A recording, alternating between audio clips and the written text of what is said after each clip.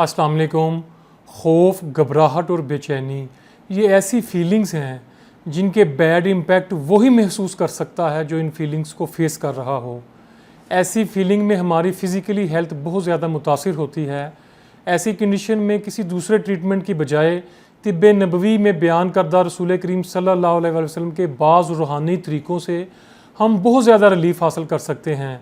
बेचैनी से बचाव के लिए हज़रत अब्दुल्ला बिन अब्बास फरमाते हैं कि नबी करीम सल्लल्लाहु अलैहि वसल्लम बेचैनी के वक्त फरमाते थे कि अल्लाह के सिवा कोई मबूद नहीं जो अर्श अज़ीम का रब है, और अल्लाह के सिवा मबूद कोई नहीं जो सातों आसमान और ज़मीन का रब है और अर्श का रब है।